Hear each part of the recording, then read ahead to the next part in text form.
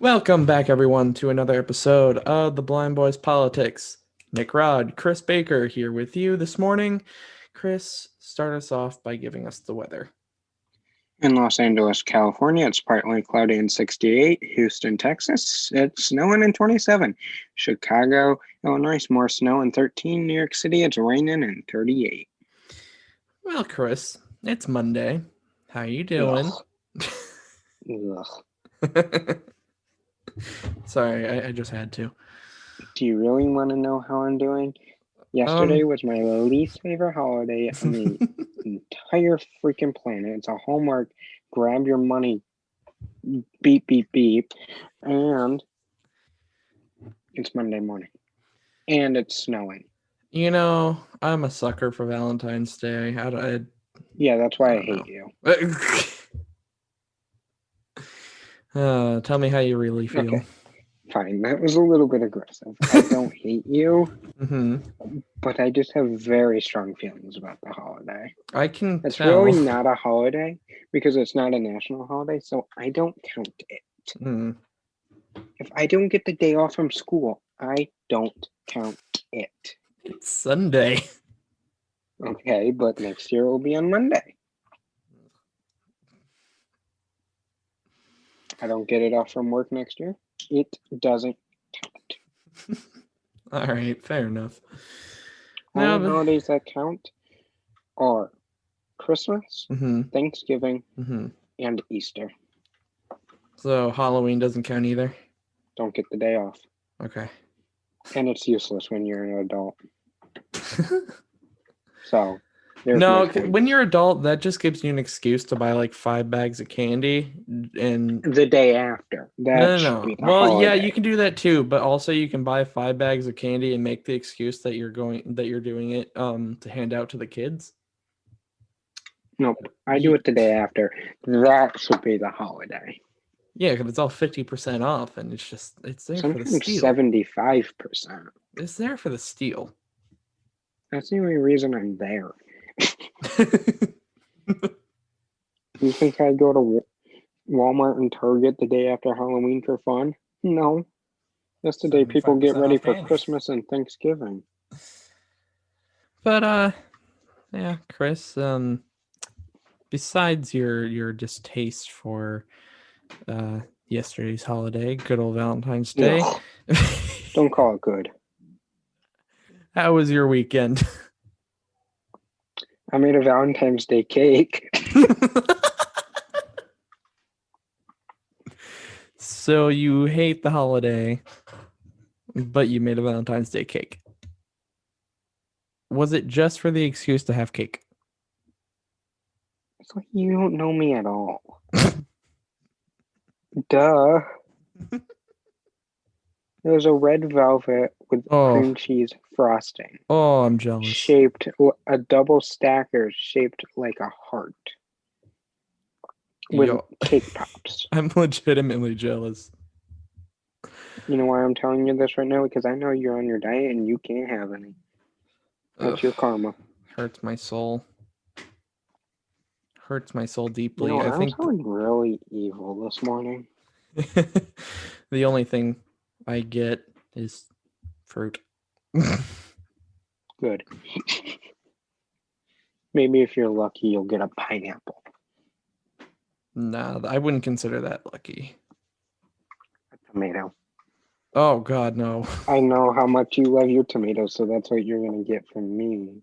Oh, God, no. We won't get into that. Dear God. Nope. You know what?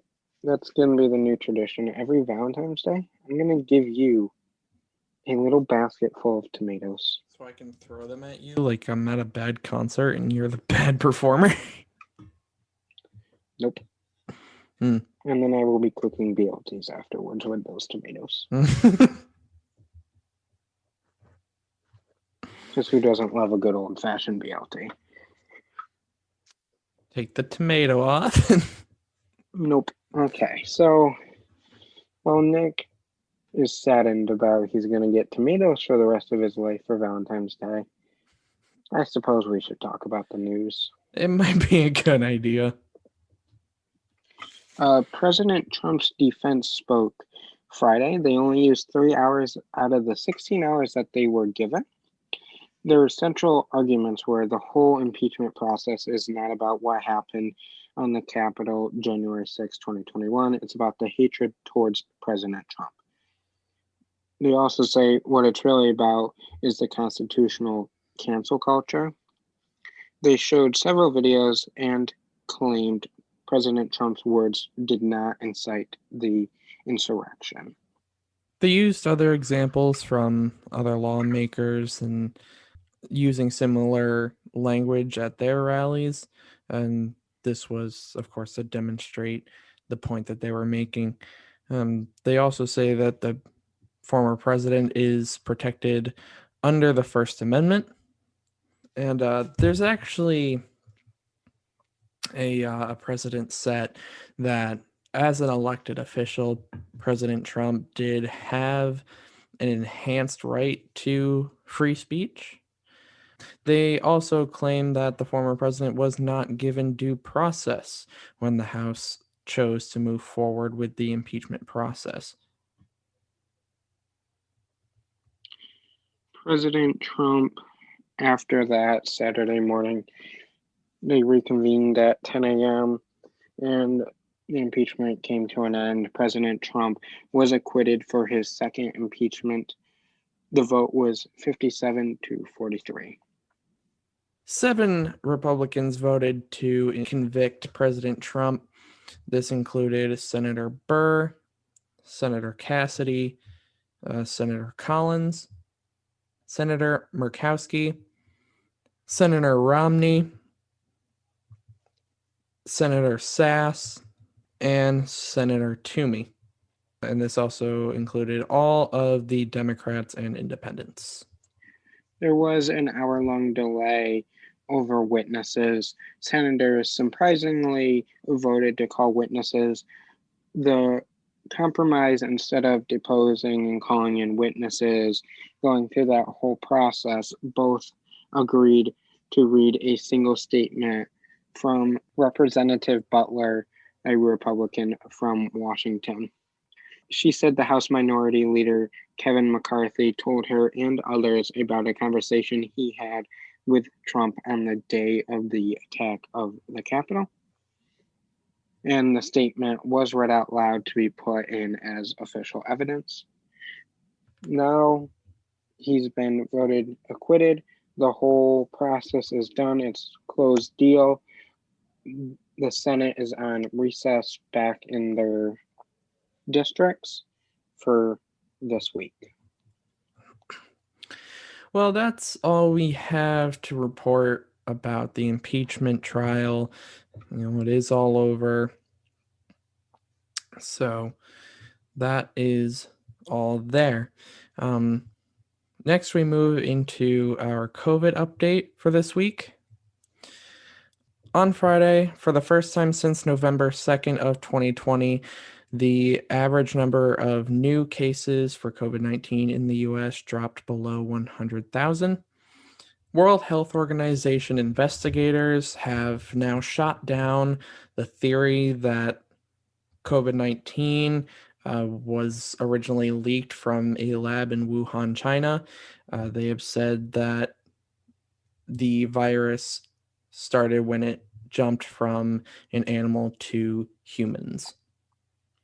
11% of the country have received their first COVID-19 vaccine, and 3.6% of the population is now fully vaccinated. And states are now launching websites where you can sign up to get your COVID-19 vaccine. Utah is the fastest state to distribute vaccines so far, and Alaska and West Virginia have the highest percent of their population vaccinated. So that is where we stand as far as the COVID-19 situation is concerned. Now we move into a bit of different news, and that is that the situation at the border with Mexico is no longer considered to be a national emergency.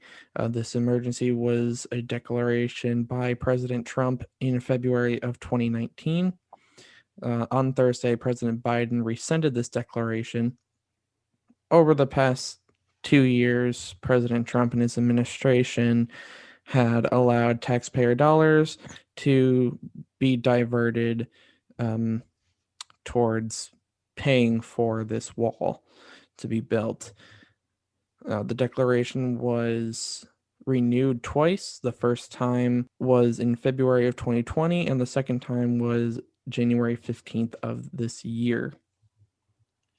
If you're curious on how much money was being diverted after February of 2019, $600 million from the Treasury Departments and $6.1 billion from the Defense Department was funneled into the Department of Homeland Security to fund the construction. That's on top of the $1.375 billion Congress had already allowed for border security. So, what does it take to remove an emergency declaration? It's pretty simple, honestly. In short, a letter just has to be written by the president, sent to the Speaker of the House, as well as the Vice President, who is also the President of the Senate. In the letter, President Biden sends. In the letter, President I can't even say we suck. In the letter, President Biden says the Trump administration emergency declaration wasn't warranted. In the letter, it says, quote, I have also announced that it shall be the policy of my administration that no more American taxpayer dollars be diverted to construct a border wall. So it should be noted, and it's important to note here, that this isn't a change to President Biden's immigration policy. This essentially just stops the flow of money that was going into the construction of the wall and the construction of the wall itself. Getting a little bit out of the political arena, there was a deadly shooting in Buffalo, Minnesota, Tuesday morning around 11 a.m. And here is the police radio call to dispatch. Send the first ambulance you can get into the parking lot. I got 4 or 5 with gunshots back here. The front windows of the facility were blown out. One witness in her car said 2 nurses came running out to her car and said that they heard 11 gunshots within 1 minute. So, as a result of the attack, 1 medical assistant was killed and 4 others were wounded. That day, 67-year-old Greg Urich was arrested. He also allegedly set off explosive devices during the Tuesday attack. Police have said that he has a record for threatening the clinic over the care that he had received from them. So, Kobe Bryant was killed a little bit over a year ago in a helicopter crash. The National Safety Board blames the helicopter pilot for the death of Kobe Bryant. In a new report that they have released, the report says that the pilot flew into a wall of clouds and led him unable to tell which way was up. So it said that the pilot experienced spatial disorientation back in January of 2020. The crash report also says that Kobe Bryant did not in any way, he didn't push the pilot to fly into the fog, so it's not to be blamed on him. Moving into rapid news, Nick, do you want to go first? Yes, so first we have American children facing food insecurity has doubled from 14% to 28% since 2019. New York State could be hit with another significant snowstorm this week, up to 2 feet.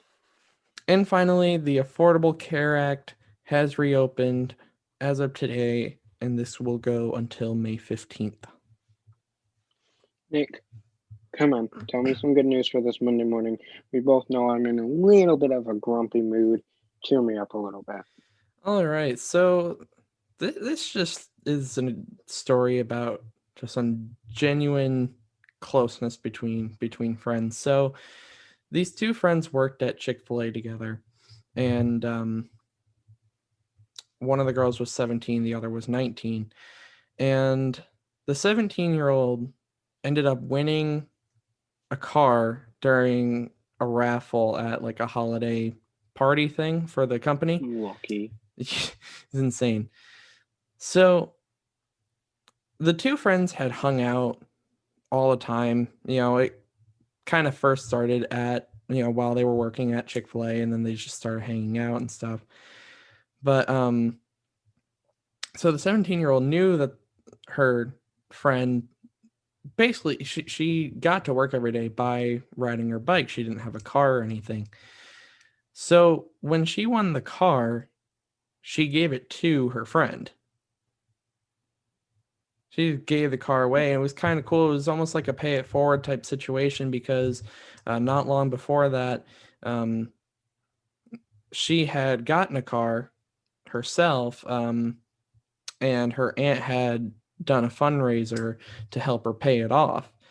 So it was kind of a pay it forward thing. She gave the car away for free to her friend so that she could drive herself into work and anywhere else without having to, worry about riding her bike everywhere. And I can't believe someone just gave away a car. yeah, right. But it's not like anything. It's not like a huge story like some of the ones we've presented here on the show in the past. But it's not a big story. I call it a big story. Gave away a freaking car. It's just one of these things where it's just an example of genuine closeness between people. I like that story, and you call it small, I call it big, because gave away a freaking car, but nevertheless, that is the end of this Monday morning episode. You did indeed cheer me up. I am not thinking about that godful holiday that was yesterday any longer. I'm just looking forward to talking to all of you Wednesday morning for our next dumb law.